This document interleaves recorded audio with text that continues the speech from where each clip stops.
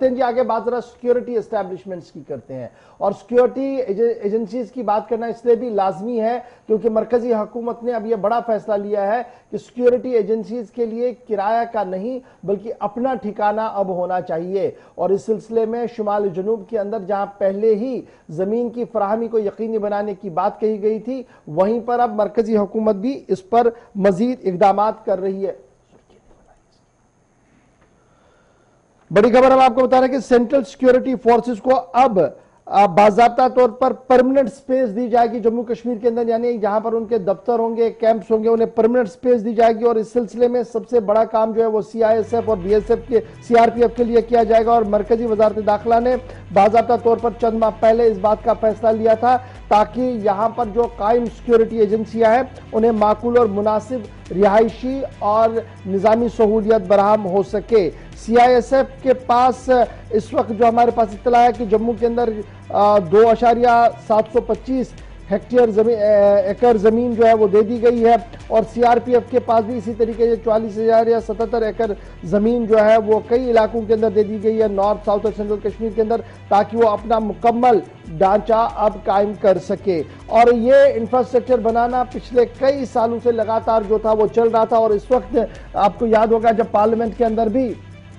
एक सवाल का जवाब आया था तो उसमें यह कहा गया था कि कितनी प्रॉपर्टियां CRPF के पास है, कितनी प्रॉपर्टियां सेंट्रल एजेंसीज के पास है और उनका किराया देते हैं नहीं देते हैं। लेकिन वो सारी चीजें आने के बाद अब मरकजी वजारत दाखिला ने यह बड़ा फैसला लिया है कि अब परमानेंट स्ट्रक्चर्स खड़े होंगे जी एंटायर जम्मू कश्मीर के अंदर, जहां पर ये एजेंसियां अपना काम पूरी तरीके से करेंगे। मजीद क्या कुछ इस खबर के अंदर है, सीधे श्रीनगर चलेंगे, हिलाल हांजुरी हमारे साथ है। हिलाल, बड़ी खबर आ रही है कि अब आरजी नहीं मुस्तकिल बुनियादों पर सिक्योरिटी एजेंसीज के दफ्तर होंगे, एस्टेब्लिशमेंट के दफ्तरों के साथ साथ कैंप्स को कायम किया जाएगा। आज तक हम देख रहे थे कि कहीं रिहायशी इलाकों के अंदर पंडित माइग्रेंटों के जो मकानात थे उन पर कैंप्स थे या जमीन कहीं पर खाली थी वहां पर कैंप्स थे। लेकिन अब सरकार ने एक बड़ा फैसला लिया है, अब किराया नहीं मुस्तकिल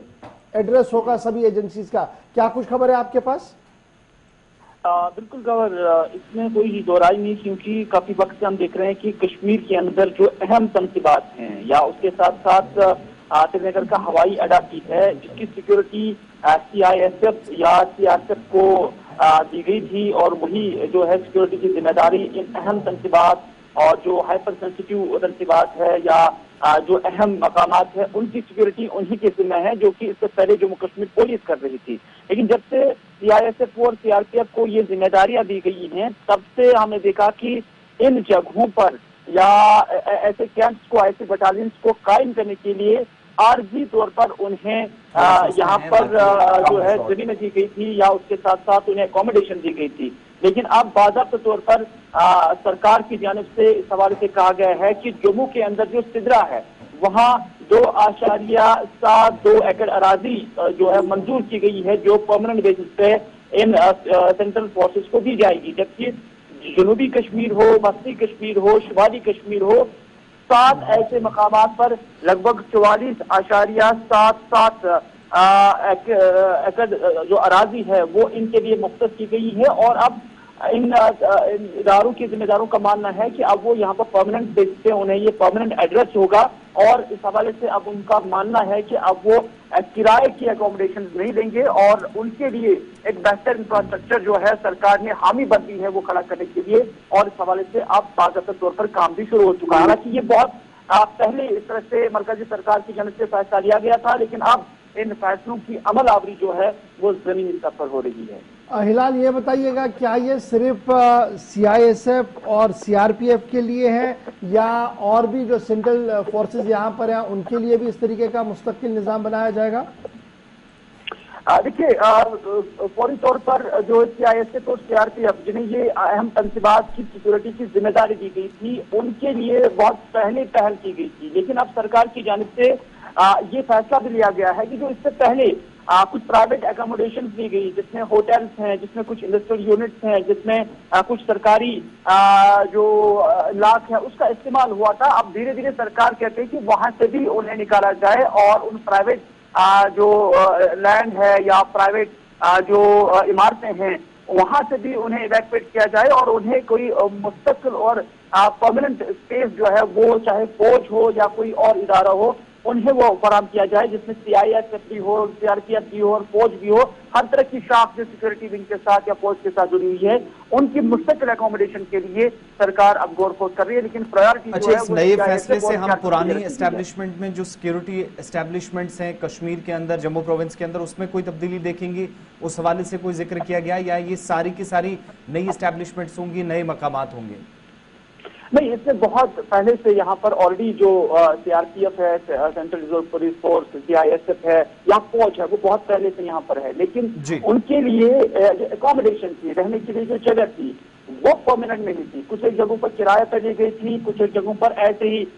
जो है डिप्टी कमिश्नर से लिख के लिया हुआ था और उन्हें वहां पर रहने के लिए कहा गया था। लेकिन वहां पर वो परमानेंट स्ट्रक्चर नहीं बना पाते थे, वहां पर आर्जी स्ट्रक्चर्स हुआ करते थे। तो इस वजह से उनका जो हाउस होल्ड कीपिंग में उन्हें भी दिक्कत आ जाती थी। तो इस तरह से अब उन्होंने भी अपने लेवल पे इसे आगे जो है पेश करने की कोशिश की, जिसकी अब सरकार की जानब से इजाजत भी मिल गई है कि उन्हें परमानेंट स्ट्रक्चर खड़ा करने की इजाजत दी जाए और इस हवाले से जो रुकूमात है वो सेंट्रल की जानब से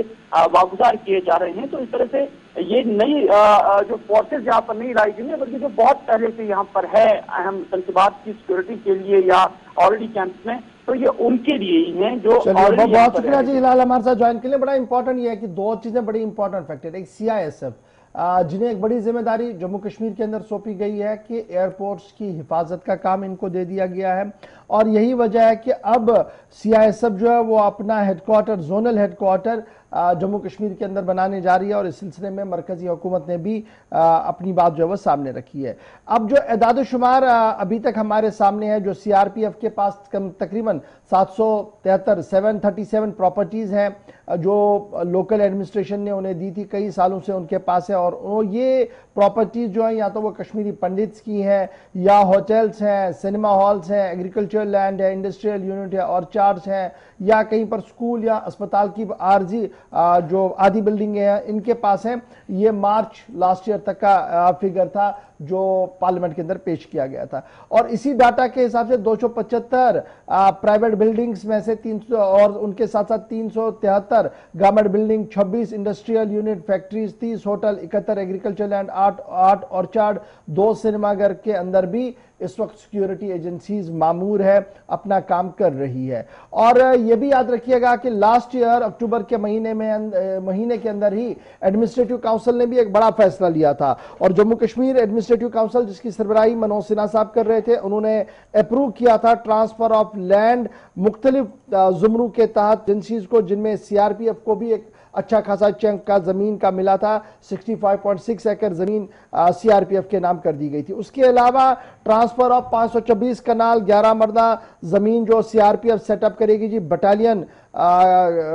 कैंपिंग साइट, ये 8 गांवों के अंदर अनंतनाग, शोपियां, पुलवामा डिस्ट्रिक्ट साउथ कश्मीर के अंदर करनी थी, ऑलरेडी जमीन अलॉट कर दी गई, यानी अब ये परमानेंट स्ट्रक्चर वहां पर बनने जाने हैं। उसके अलावा याद रखिएगा कि एमएचए को सीआरपीएफ ने लिखा था कि कुछ और जमीन चाहिए जी, क्योंकि हमें और रिक्वायरमेंट है, क्योंकि लॉ एनफोर्समेंट में सीआरपीएफ एक मेजर रोल प्ले करती है, तो उस पर भी हामी भर ली गई, कुछ और मजीद जमीनें भी उन्हें दी जाएंगी। तो कुल मिलाकर अब आर्जी नहीं, मुस्तकिल और परमानेंट स्ट्रक्चर्स आपको दिखेंगे और परमानेंट ऑफिसेज और एड्रेसेस दिखेंगे।